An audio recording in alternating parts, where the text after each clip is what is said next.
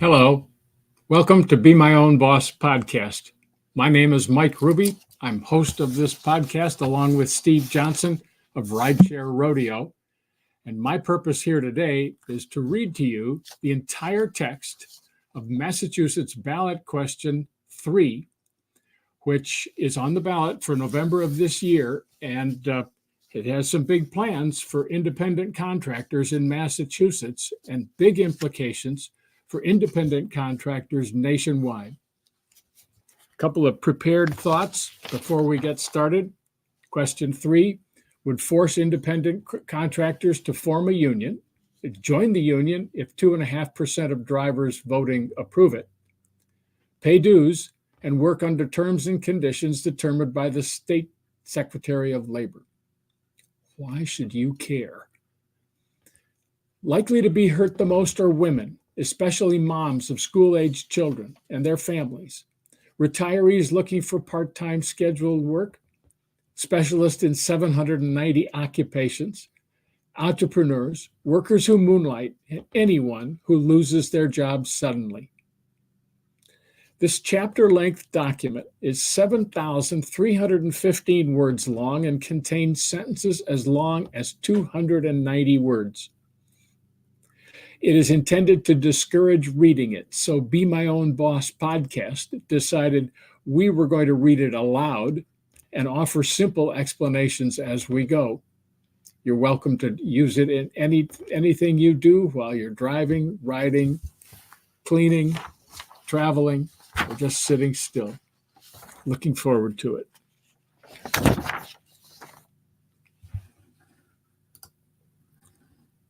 The text, by the way, is available on our New Jobs America website at newjobsamerica.com/news/. Initiative petition for a law, be it enacted by the people and by their authority, an act giving transportation network drivers the option to form a union and bargain collectively. Never heard the term transportation network drivers before I read this document. This act, which adds Chapter 150F to the general laws, new chapters are a big deal, creates the opportunity for workers, nobody mentioned independent contractors, in the digital transportation industry, which I've never heard of, to form transportation network driver organizations, they mean labor unions, and to negotiate on an industry-wide basis with companies in this industry, they mean sectoral bargaining, on recommendations to the Commonwealth that raise standards for the terms and conditions of work in this industry. There shall be a new Chapter 150F that shall provide as follows. Section 1, Findings and Policy. And by the way, Massachusetts law is divided into 6 levels. I'll try to keep you informed as we go along, but the top level is the chapter and then the section. Then there's paragraphs and subparagraphs and clauses. Section 1, Findings and Policy. Paragraph A, the Commonwealth of Massachusetts recognizes that technological advancement has generated new digital marketplaces in the transportation sector in which companies connect through electronic media, customers seeking passenger transportation services, so this doesn't apply to food service, to persons willing to supply that transportation service. These persons often suffer poor pay, inadequate health coverage, and irregular or inadequate working hours. Many surveys show that 80% or more of independent contractors driving for an income prefer it exactly the way it is. It is hereby declared that the best interests of the Commonwealth are served by providing transportation network drivers the opportunity to self-organize and designate representatives of their own choosing, and to bargain collectively in order to obtain sustainable wages, benefits, and working conditions, subject to approval and ongoing supervision by the Commonwealth. It is further declared that the best interests of the Commonwealth are served by the prevention or prompt resolution of disputes between ride-share network companies and the persons who supply the labor, they mean the independent business owners, to effectuate those services. This chapter shall be deemed an exercise of the police power of the Commonwealth and shall be liberally construed for the accomplishment of its purposes. Paragraph B. For the reasons set forth in subdivision A, it is the public policy of the Commonwealth to displace competition with regulation. Can you imagine that? In blue Massachusetts, of the terms and regulations, terms and conditions of work for transportation network drivers set forth herein, and consistent with this policy to exempt from federal and Commonwealth antitrust laws the formation of transportation network driver organizations and multi-company associations for the purposes of collective bargaining between transportation network companies and transportation network drivers on an industry-wide basis, and to supervise, evaluate, and if approved, implement the resulting negotiated recommendations concerning the terms and conditions of work for all transportation network drivers in an industry when those recommendations are found by the Secretary of Labor to advance the public purposes stated in this section and are then made binding, regardless of the competitive consequences thereof. Just unimaginable. By the way, I'm not writing this stuff. I'm just reading it. Subparagraph 1. The Commonwealth intends that transportation network drivers have the right to form, join, or assist labor organizations, to be represented through representatives of their own choosing, and to engage in other concerted activities for the purpose of bargaining with transportation network companies and create negotiated recommendations. They're recommendations because the Secretary of Labor has control of them, which shall form the basis for industry regulations. Subparagraph 2. The Commonwealth intends transportation network companies have the right to form multi-companies associations to represent them while bargaining with a transportation network driver organization to create negotiated recommendations, which shall form the basis for industry regulations. Here they're introducing sectoral bargaining, which is something straight from the 1930s, meaning that it's price fixing for a whole industry. Subparagraph 3. The intent and policy of the Commonwealth is for the statutory and non-statutory labor exemptions from the federal antitrust laws and analogous Commonwealth laws to apply to transportation network drivers who choose to form, join, or assist labor organizations in labor activity in Massachusetts permitted hereby. That means in this document. Subparagraph 4. The Commonwealth intends in authorizing and regulating transportation network companies and transportation network drivers engaging in labor activity permitted hereby that state action immunity apply to this statute, and that such companies and drivers be immune from the federal and Commonwealth antitrust laws to the fullest extent possible in their conduct pursuant to this statute. You can't just do that under federal law. You can't say, I think I'm just going to do it our way. Subparagraph 5. The Commonwealth will actively supervise the labor activity permitted hereby conducted by transportation network companies and transportation network drivers pursuant to this statute to ensure that the conduct permitted by the statute protects the rights of workers and companies, encourages collective negotiation and labor peace, and otherwise advances the purpose of this act. Section 2 of Chapter 150F. Paragraph A. Active, in quotes, active transportation network driver, close quotes, or active TND, close quotes. They'll use that 150 times in this document, means a transportation network driver so designated pursuant to the following process. This is all one sentence. Upon request by the board and at the completion of each calendar quarter thereafter, each transportation network company, TNC, shall provide the board with information that identifies all transportation network drivers, TND, who completed 5 or more rides that originated in the Commonwealth of Massachusetts on the TNC's platform in the previous 6 months. Each TNC shall provide this information within 2 weeks after the end of each calendar quarter, March 31st, June 30th, September 30th, and December 31st. Such information shall include only the name of the TND driver's license number, and the number of rides the TND completed through the TNC's platform in the previous 6 months.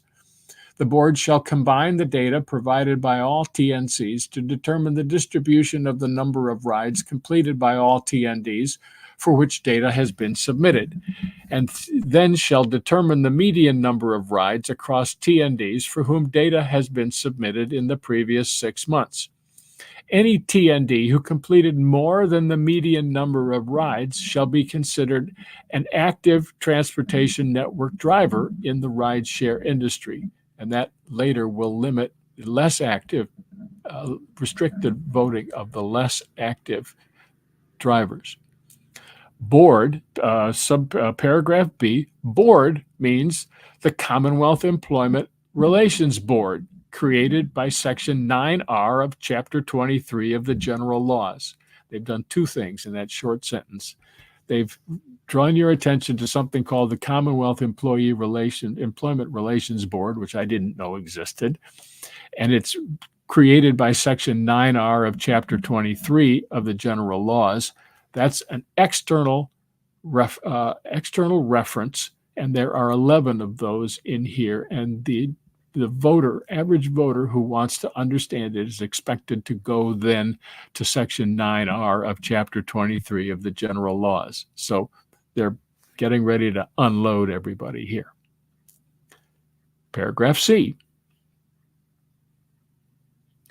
Company union, in quotes, means any committee, employee representation plan, or association of workers, or others that exists for the purpose, in whole or in part, of dealing with TNCs concerning grievances or terms and conditions of work for TNDs, which, 1, this is a number count, a TNC has initiated or created, or whose initiation or creation it has suggested, participated in, or in the formulation of whose governing rules or policies, or the conducting of whose management, operations, or elections in the TNC participates in or supervises, or 2, which the TNC maintains, finances, controls, dominates, or assists in maintaining or financing, unless required to do so by this chapter, or any regulations implementing this chapter, whether by compensating anyone for services performed in its behalf or by donating free services, equipment, materials, office, or meeting space, or anything else of value, or by any other means. That's 140 words. It's a long sentence. The longest one's twice that length. But they're trying to get rid of company unions. Anything having to do with comity between workmen and working people and the companies is being done away with here. Continuing, a T&D organization shall not be deemed a company union only because it has negotiated or been granted the right to designate workers to be released with pay for the purpose of providing representational services in labor management affairs on behalf of workers represented by the T&D organization, or where, in the course of providing representational services to workers for whom it is the exclusive bargaining representative, a TNC allows agents of the T&D organization to meet with workers at the TNC's premises. You got all that. So this is paragraph D. Exclusive bargaining representative, in quotes, means a T&D organization certified by the board in accordance with this chapter as the representative of T&Ds in a bargaining unit. Exclusive representation is a huge thing for the unions. They do not want anything but monopoly status. They can't stand competition or even the idea of it. So getting exclusive bargaining in there, we're getting rights for the union written in before rights for the individual. Paragraph E, network company, in quotes, means a TNC, except that a business entity that maintains an online-enabled application or platform that meets all three of the following tests is not a network company. 1, it's used to facilitate primarily non-rideshare services within the Commonwealth of Massachusetts.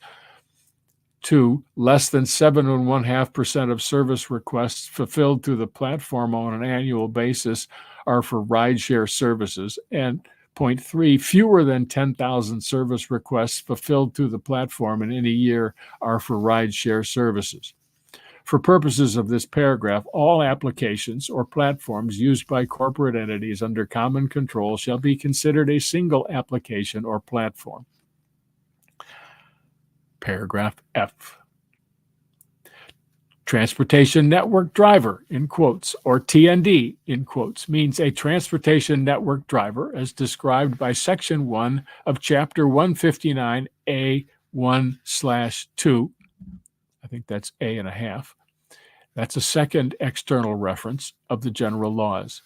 TND shall not include any individual who, with respect to the provision of services through a TNC's online-enabled platform or application, is an employee within the meaning of U.S. Code 29,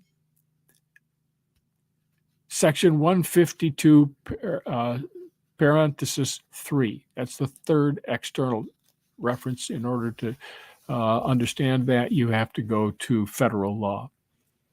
Paragraph G, Transportation Network Driver Organization, that's in quotes, or in quotes, TND organization, in quotes, means any organization in which network drivers participate and which exists and is constituted for the purpose, in whole or in part, of collective bargaining or of dealing with network companies concerning grievances, terms, or conditions of work, or other mutual aid or protection, and which is not a company union as defined herein. Paragraph H.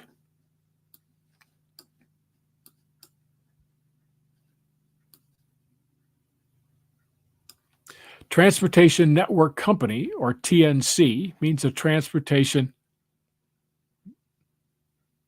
network company as described by Section 1 of Chapter 159A and a half of the general laws. External reference 4. Unfair work practices,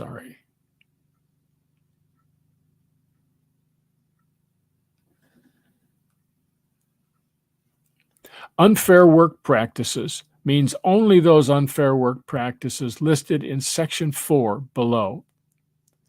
Section 3 of Chapter 150F. Rights of TNDs.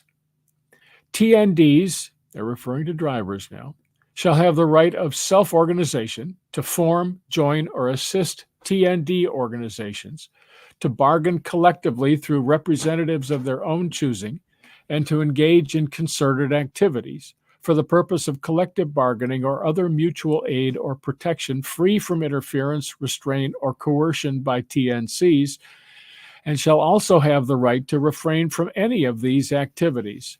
Nothing contained in this chapter shall be interpreted to prohibit TNDs from exercising the right to confer with TNCs at any time, provided that during such conference there is no attempt by such TNC, directly or indirectly, to interfere with, restrain, or coerce such workers in the exercise of the rights guaranteed by this section.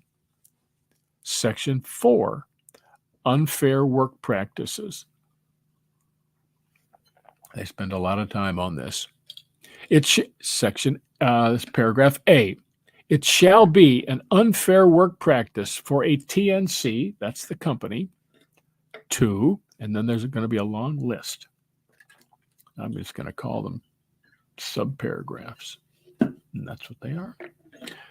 Subparagraph 1, fail or refuse to provide the board with an accurate list of the names, trips made, and contact information for TNDs as required in this chapter. By the way, this is all one sentence, but that's okay. We're between friends. This is a privacy invasion. They're handing over your private information, access information, to a government agency that does not need your contact information in order to do its job. That information, your information, is going to move a long way.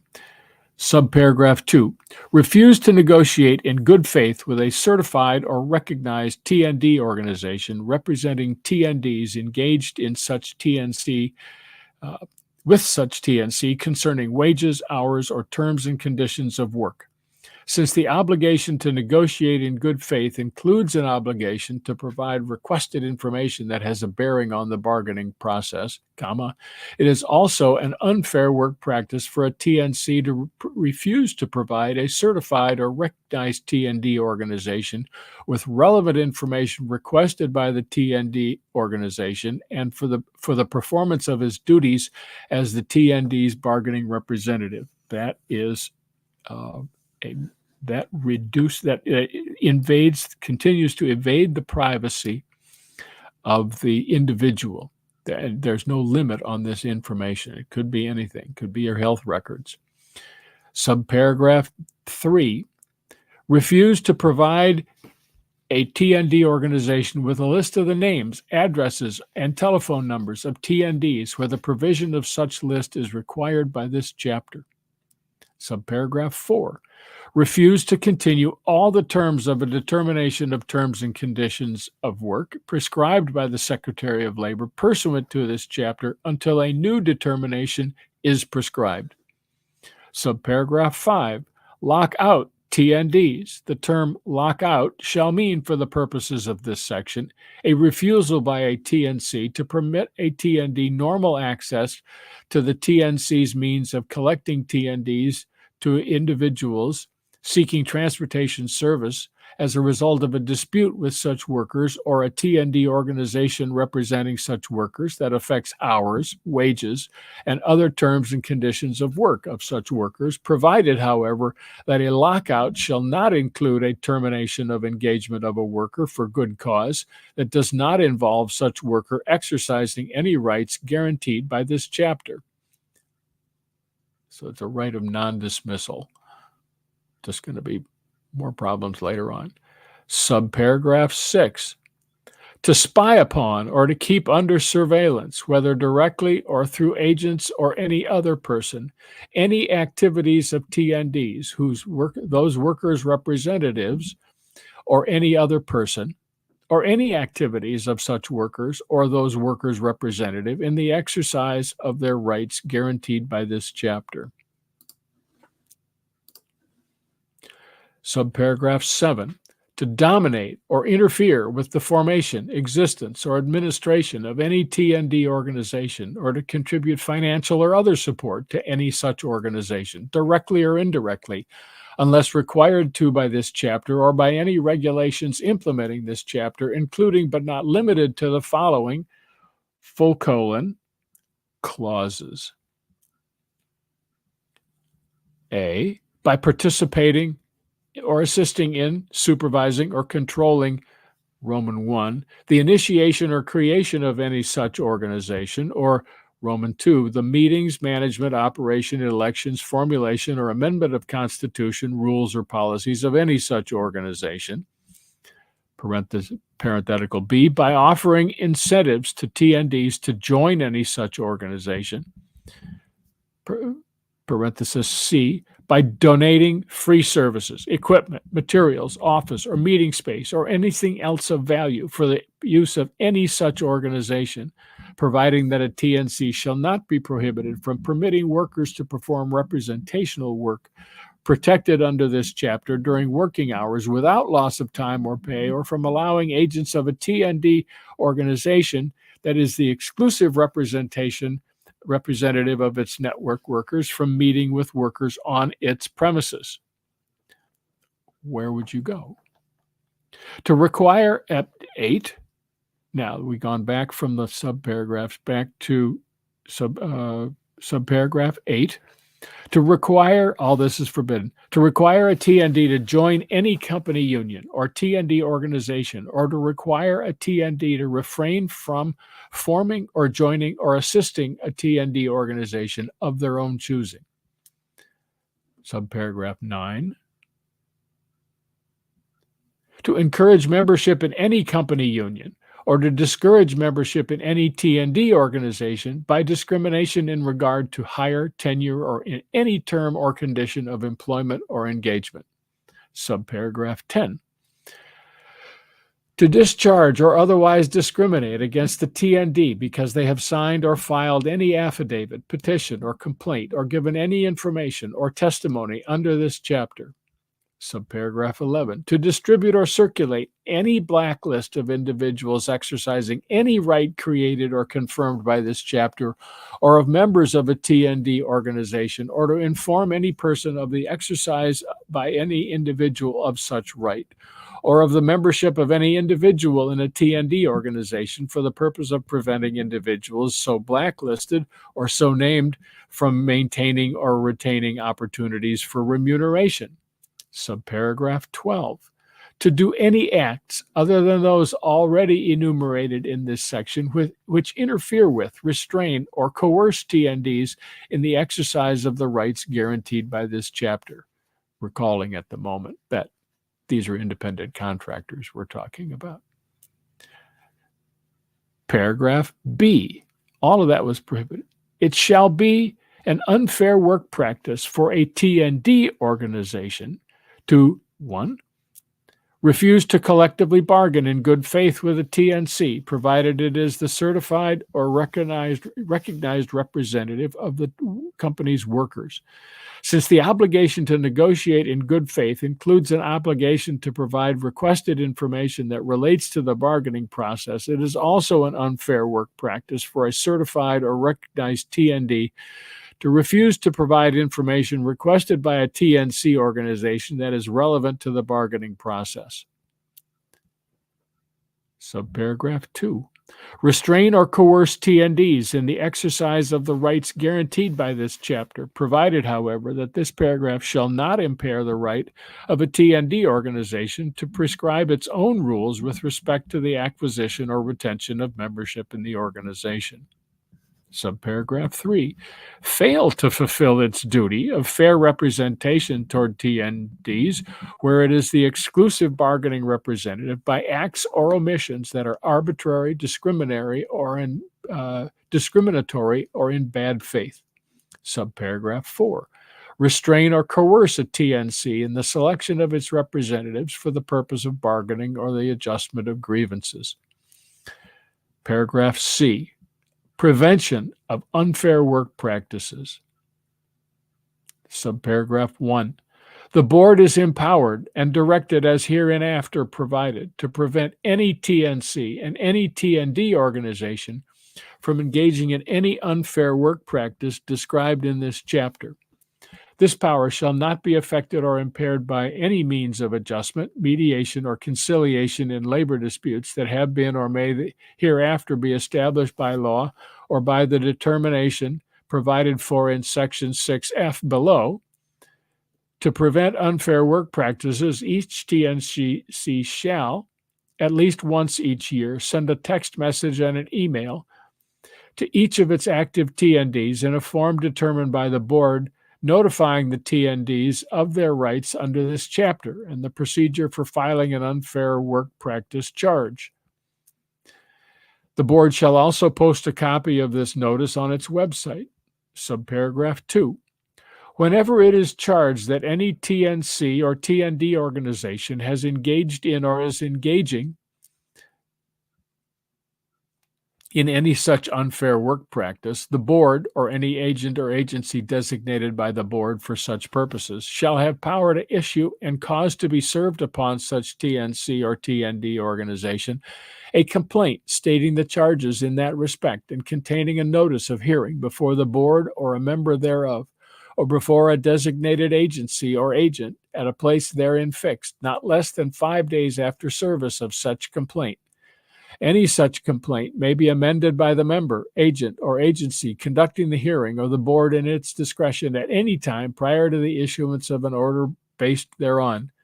The TNC or TND organization so complained of shall have the right to file an answer to the original or amended complaint and to appear in person or otherwise and give testimony at the place and time fixed in the hearing.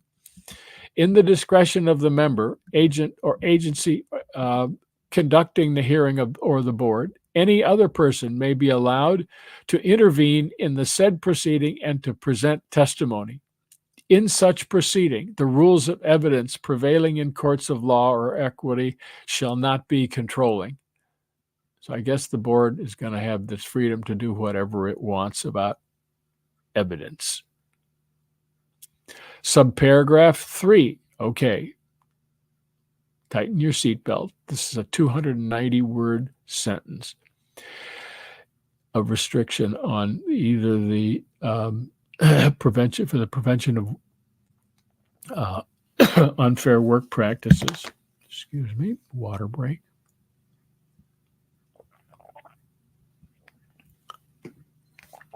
If, upon the record before them, such member, agent, or agency shall determine that an unfair work practice has been committed by a TNC or TND organization named in the complaint, they shall issue or cause to be served upon the person committing the unfair work practice in an order requiring such person to cease and desist from such unfair work practice, and to take such further affirmative action as will effectuate the provisions of this chapter, including but not limited to, and there's a list, A, withdrawal of recognition from and refraining from bargaining collectively with any organization or association, agency, or plan that is either defined in this chapter as a company union or established, maintained, or assisted by any action defined in this chapter as an unfair work practice. B, awarding back pay or other restoration of compensation without any reduction based on the TND's interim earnings or failure to earn interim earnings, consequential damages, and an additional amount as liquidated damages equal to 2 times the amount of damages awarded. That means it's a triple penalty. Item C, requiring re-engagement or reestablishment of the TNC's pre-existing relationship with improperly adversely affected TNDs, with or without compensation, or maintenance of a preferential list from which such worker shall be re-engaged, or the relationship reestablished, and such order may further require such respondent to make reports from time to time showing the extent to which the order has been complied with. D item, requiring respondent to provide the complainant with a list of all TNDs, together with those workers' physical and email addresses and known telephone numbers, and requiring the TNC to recognize and bargain with a TND organization if the board determines that the unfair work practice interfered with the TND's right to form or join a TND organization. There. If the paragraph continues, however, if the member, agent, or agency determines that an unfair work practice has not been committed, they shall issue an order dismissing the complaint. An order issued pursuant to this subsection shall become final and binding unless, within 10 days after notice thereof, any party requests review by the full board. A review may be made upon written statement of the case by the member, agent, or agency agreed to by the parties, or upon written statements furnished by the parties, or if any party or the board requests, upon a transcript of the testimony taken at the hearing, if any, together with such other testimony as the board may require. Paragraph break, but no number change. If, upon the record before it, the board determines that an unfair practice has been committed, it shall state its findings of fact and issue and cause to be served on the TNC or TND organization an order requiring such company or organization to cease and desist from such unfair work practice, and to take such further affirmative action as will effectuate the provisions of this chapter. If, upon the record before it, the board determines that an unfair work practice has not been committed, It shall state its findings of fact and shall issue an order dismissing the complaint. Subparagraph 4. Until the record in a case shall have been filed in a court, as herein provided, the board may at any time, upon reasonable notice and in such manner as it shall deem proper, modify or set aside, in whole or in part, any finding or order made or issued by it. Subparagraph 5. The board may institute appropriate proceedings in the appeals court for enforcement of its final orders. Subparagraph 6.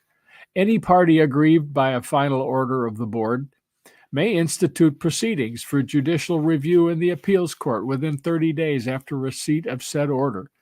The proceedings in the appeals court shall, insofar as applicable, be governed by the provisions of Section 14 of Chapter 30A of Mass General Laws. That's the fifth external reference, and we're in the middle of page 8. Subparagraph 7, injunctive relief. Now we're going to go to it varies from state regulation here. This is a parenthetical A. A party filing an unfair work practice charge under this section may petition the board to obtain injunctive relief pending a decision on the merits of said charge by the board. Upon a showing that, Roman 1, there is reasonable cause to believe an unfair work practice has occurred. And Roman 2, it appears that immediate and irreparable injury, loss, or damage will result, thereby rendering a resulting judgment on the merits ineffectual, necessitating the maintenance of or return to the status quo to provide meaningful relief. Such immediate and irreparable harm may include the chilling of workers in the exercises of rights provided by this chapter. List item B.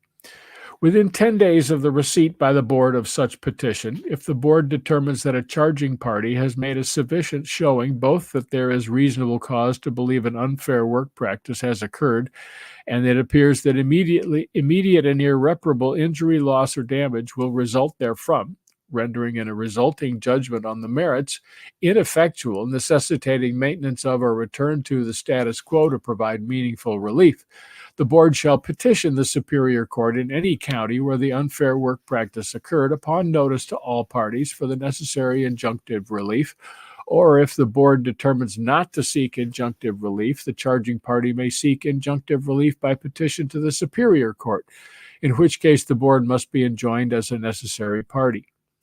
The board, or, where applicable, the charging party shall not be required to give any undertakings or bonds and shall not be liable for any damages or costs that may have been sustained by reason of any injunctive relief ordered. If the board fails to act within 10 days as provided herein, the board, for purposes of review, shall be deemed to have made a final order determining not to seek injunctive relief.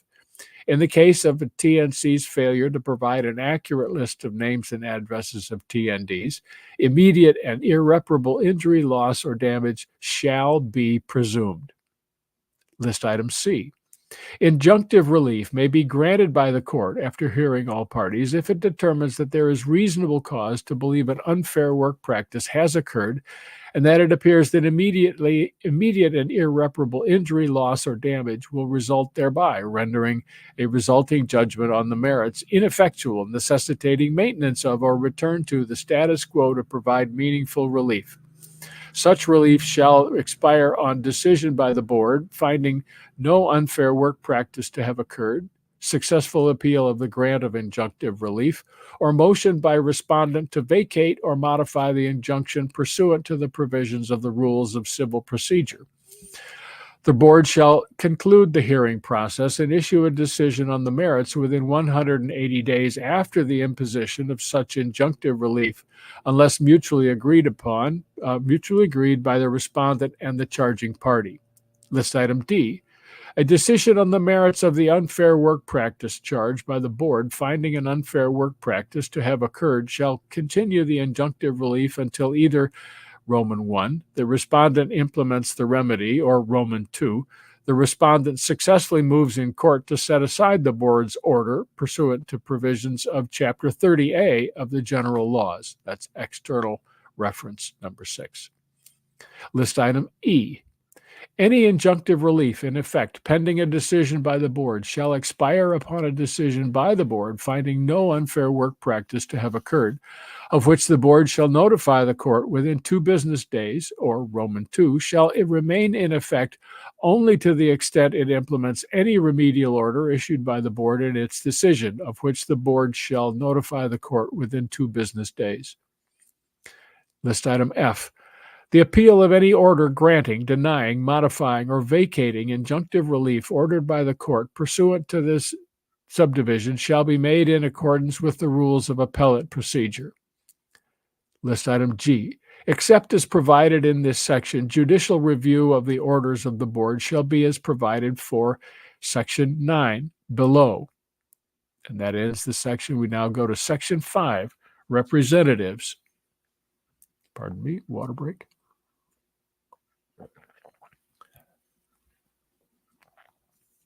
Paragraph A.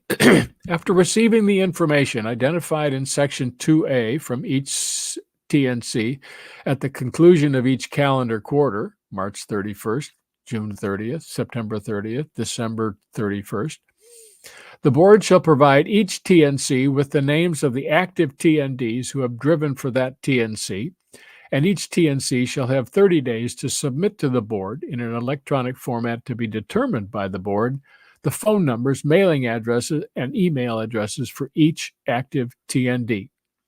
These records shall not be subject to disclosure pursuant to Chapter 66 of the General Laws. It's an important privacy point. It's external reference 7. That means I can't file a disclosure demand and get them, but it also doesn't set up any penalties for people who share them under the table. Just want to make that point. Paragraph B. Bargaining unit.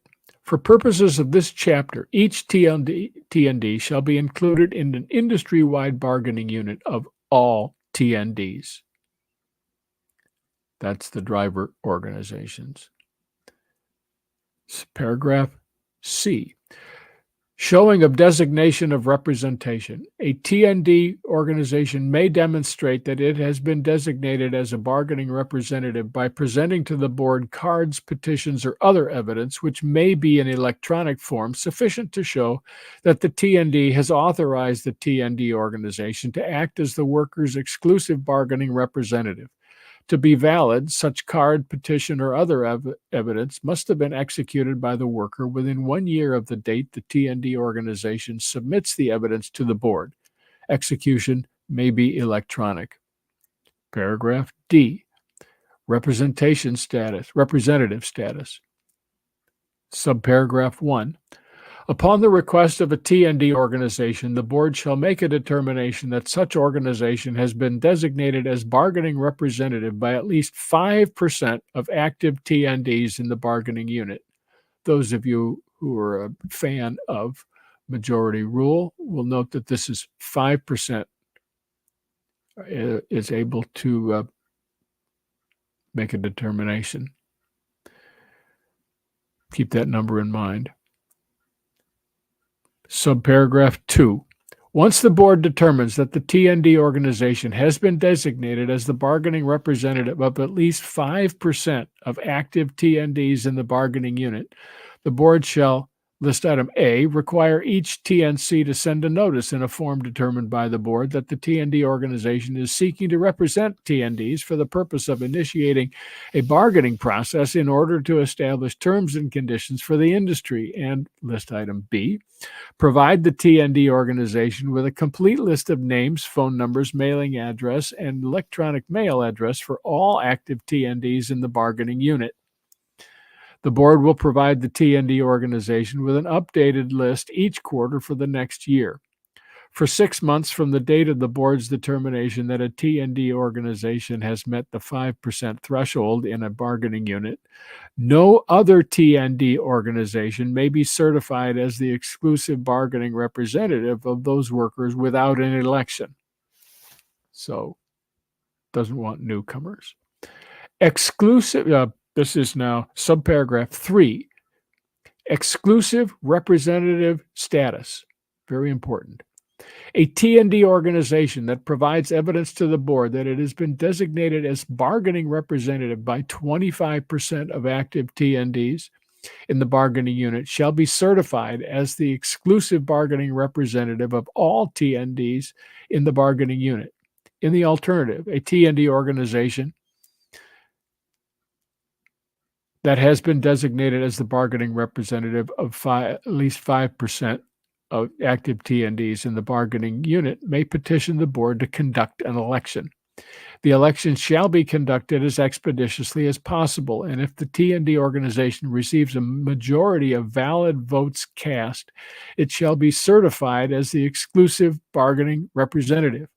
That's a majority. That's half plus one of 2.5%. So that's right about of 5%. That's right about 2.5% of drivers can vote in a union.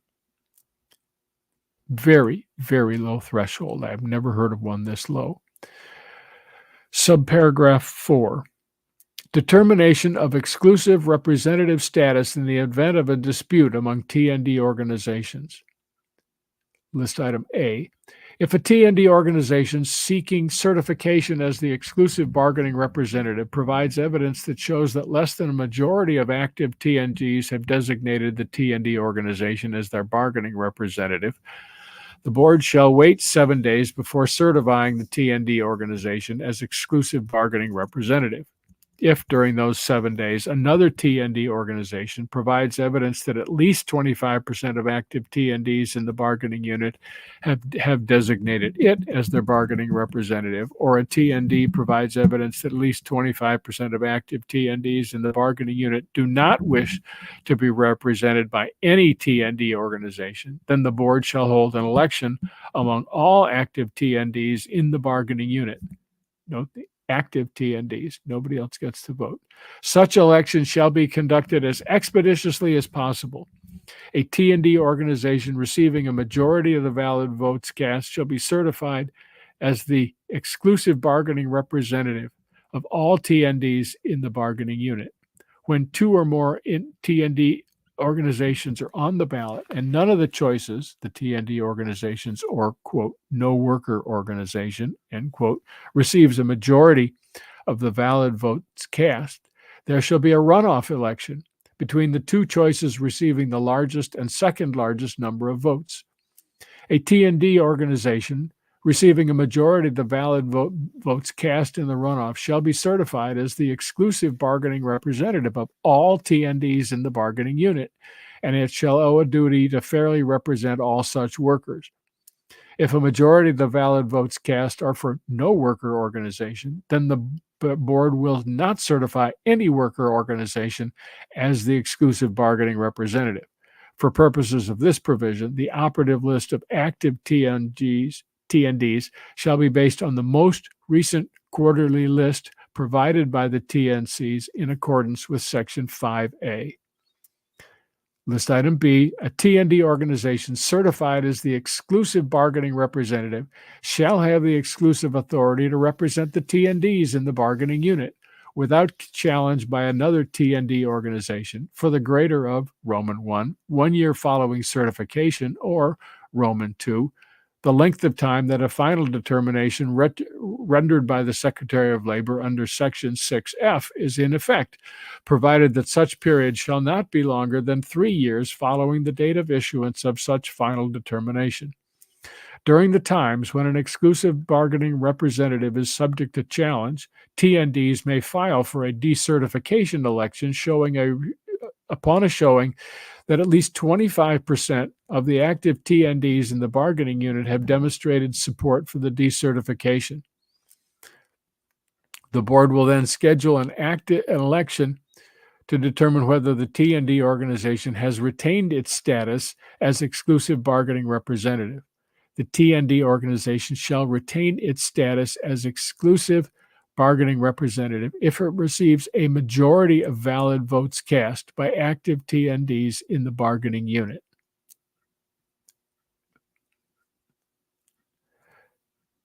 Item C. If a TND organization has been designated the exclusive bargaining representative with respect to a bargaining unit, only that TND organization shall be entitled to Roman 1, receive the TNC from the TNCs, a list of all their TNDs together with phone numbers, mailing addresses, and electronic mail addresses.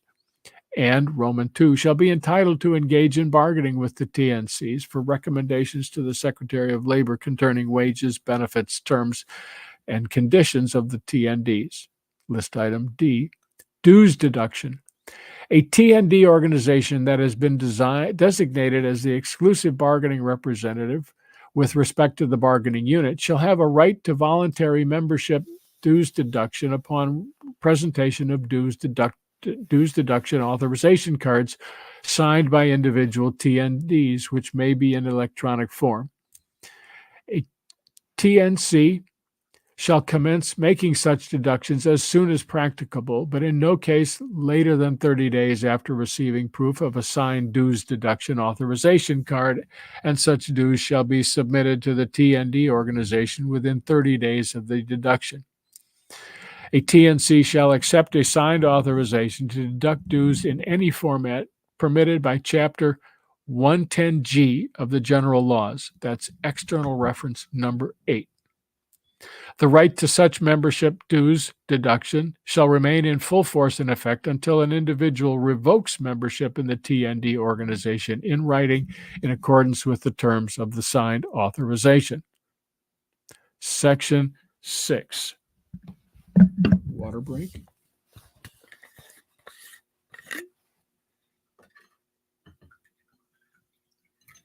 Still breaking. Bargaining, impasse resolution procedures, and final determination by the Secretary. Paragraph A.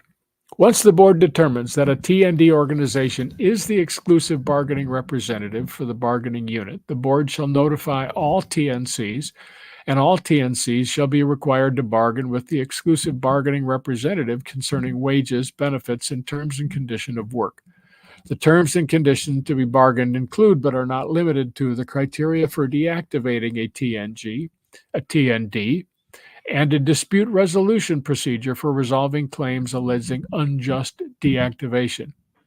To facilitate negotiations, the TNCs may form an industry association to negotiate on their behalf. If the TNCs choose not to form an organization, any recommended agreement must be approved by Roman 1, at least 2 industry member TNCs, and Roman 2, member TNCs representing at least 80% of the market share of that industry in Massachusetts, with votes determined in proportion to the number of rides completed by TNDs contracting directly with the TNC in the 2 calendar quarters preceding the recognition of the certified representative. If this sounds confusing, I wanted to say that there is a huge amount of hidden math behind all of this. There's a thing in mathematics called applied math, and that deals with how to lay out, organize, and understand what all these nested provisions mean. So that hasn't been presented to the voters. Paragraph B. Once the TND organization and the TNCs have reached a set of negotiated recommendations for the industry, the negotiated recommendations shall be submitted by the TND organization to a vote by all TNDs in the industry who have completed at least 100 trips in the previous quarter. If approved by a majority of TNDs who vote, the negotiated recommendations shall be submitted to the Secretary of Labor for approval. Please get that. Approval doesn't mean they become valid. If a majority of valid votes cast by the TNDs are not in favor of the negotiated recommendations, the Transportation Network Worker Organization and the TNCs will resume bargaining. Paragraph C. For purposes of this section, an impasse may be deemed to exist if the TNCs and exclusive bargaining representative fail to achieve agreement by the end of a 180-day period from the date a TND organization has been designated as the exclusive bargaining representative, or from the expiration date of a prior determination by the Secretary of Labor as provided for in paragraph F below. Paragraph D. Upon impasse, any of the affected TNCs or the exclusive bargaining representative may request the board to render assistance as provided in this section. Paragraph E.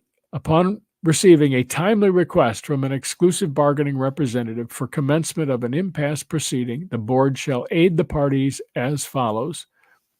Subparagraph 1. To assist the parties to effect a voluntary resolution of the dispute, the board shall appoint a mediator from a list of qualified persons maintained by the board. The parties shall be free to select a mediator satisfactory to them or to decline such selection. A mediator is someone who works without power, just persuasion and experience to help the parties find opportunities to come to an agreement. Subparagraph 2. If the mediator is unable to achieve agreement between the parties concerning an appropriate resolution within 30 days after the board has provided the parties the list of mediators, any party may petition the board to refer the dispute to an arbitrator. That's an escalation of power. An arbitrator can make a decision after hearing the evidence and doesn't have to justify it, and it becomes law. It becomes the article. It becomes the agreement. Pardon me.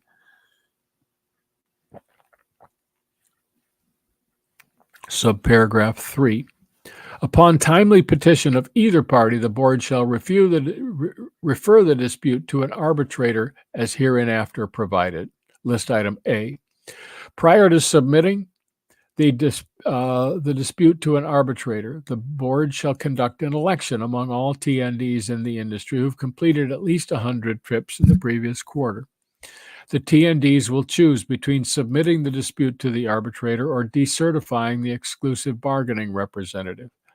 If the majority of eligible votes cast are for decertification, the exclusive bargaining representative shall be decertified, and any existing regulations shall remain in place until they expired as provided in paragraph F below.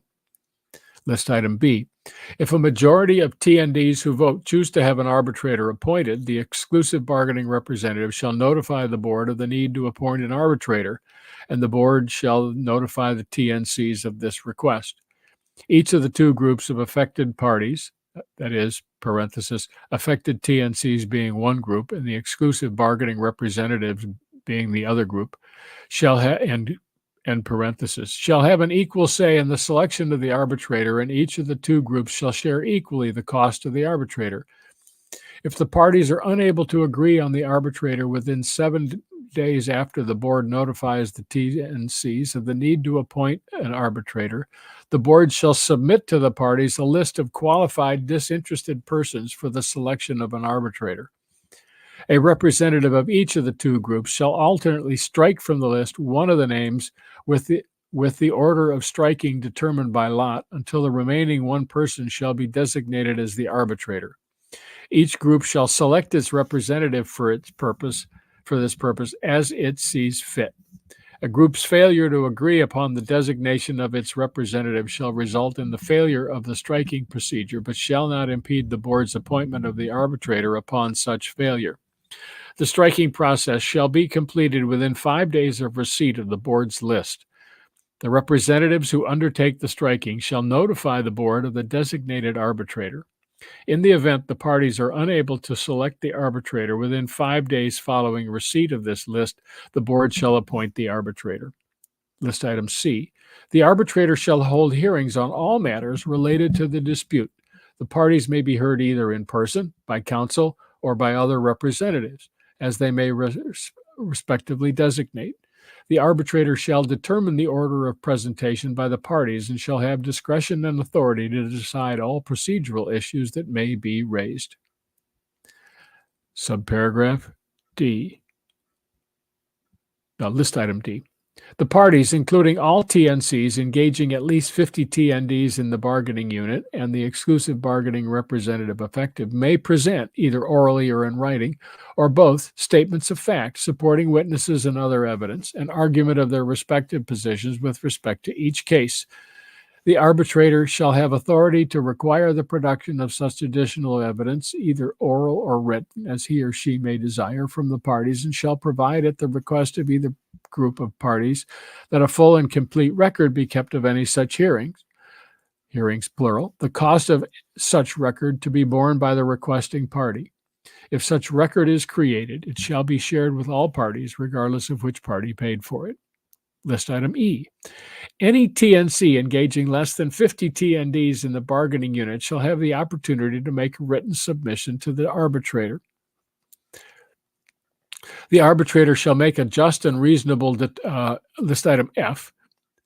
The arbitrator shall make a just and reasonable determination of the matters in dispute and shall issue a determination that will apply to all TNCs and the exclusive bargaining representative.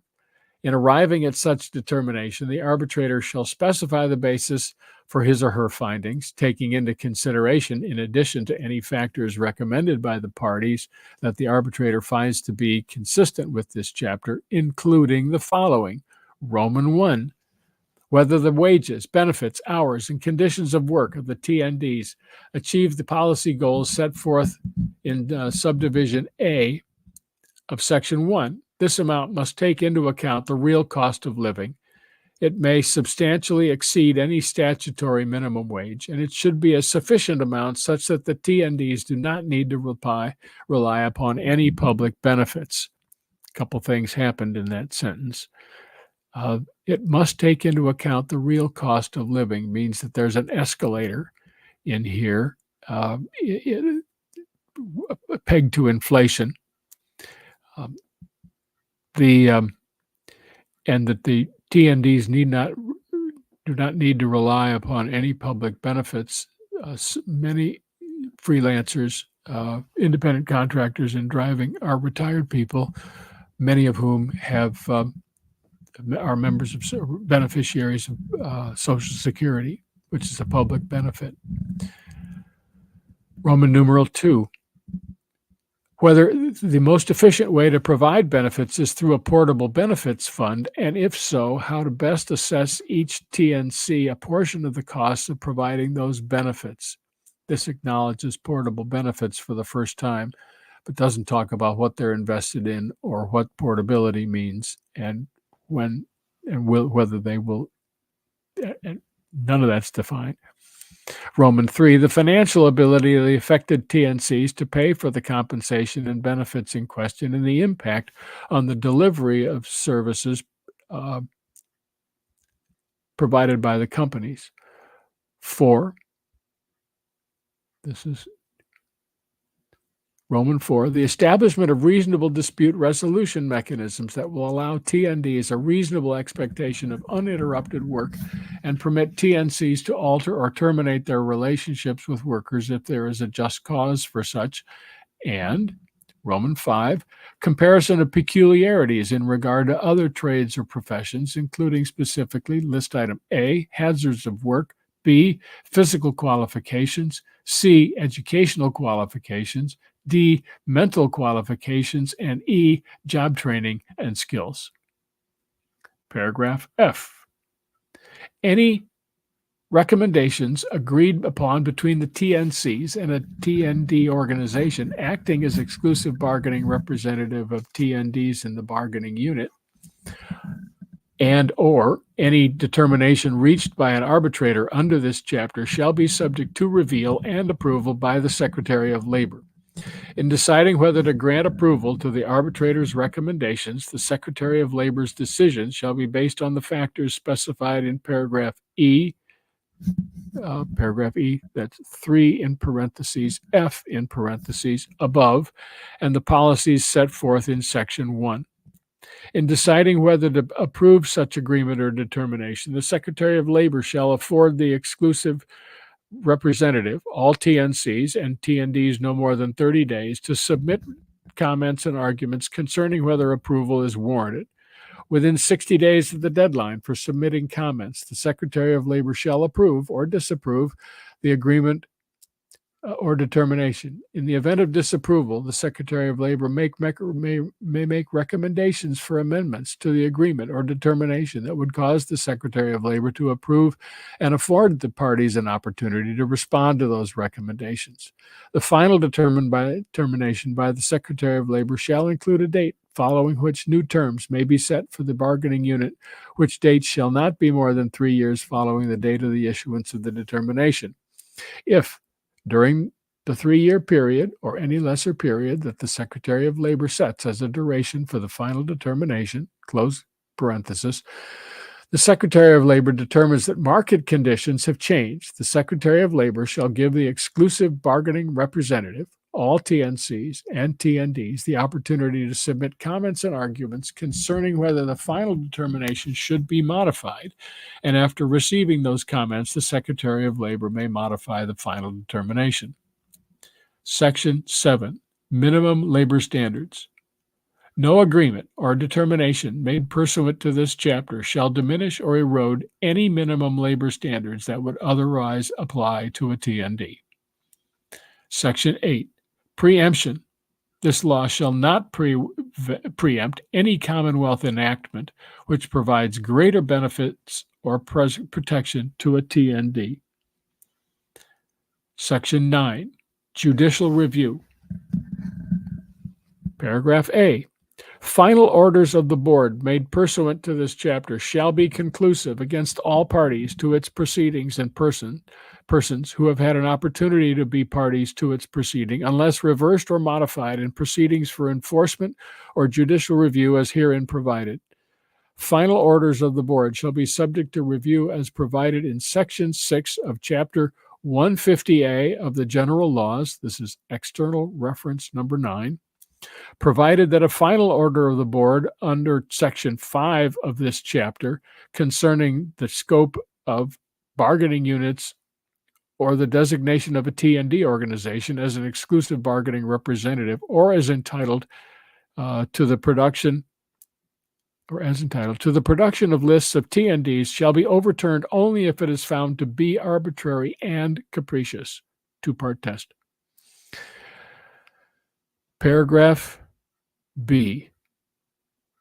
Final orders of the Secretary of Labor pursuant to Section 6F of this chapter shall be conclusive against all effective T&D organizations and all TNCs in the industry unless reversed or modified in proceedings for enforcement or judicial review as herein provided. Such final orders shall be subject to review in accordance with the provisions of Section 14 of Chapter 30A of the General Laws, that's external reference 10, provided, however, that the determination of the Secretary of Labor shall only be overturned if it is found to be arbitrary and capricious. Two tests combined. Paragraph C. Except in a proceeding brought to challenge a final order of the Secretary of Labor, the determination of an arbitrator shall not be subject to judicial review. Section 10. Rules and Regulations.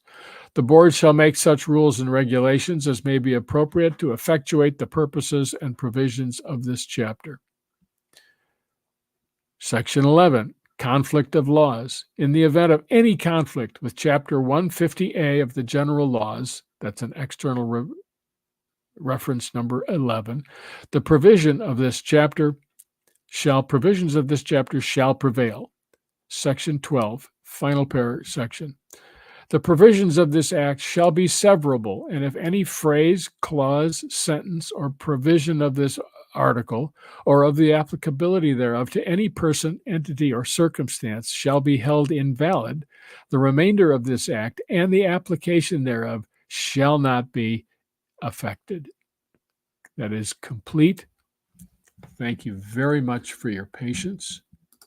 That is ballot question number 3 for Massachusetts on the ballot dated November 5th, 2024.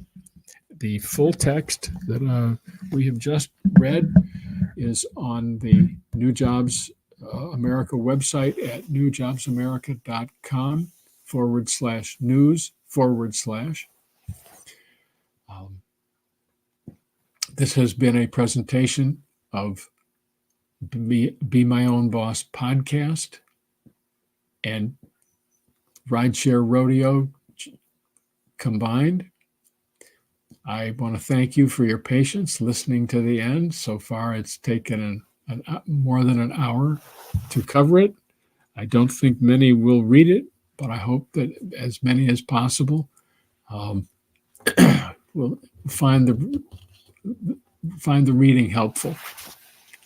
Anyway, thank you very much for listening. Please like us here, follow us, and pass us along to your friends. And we will see you in the next episode. Thanks. This is Mike Ruby.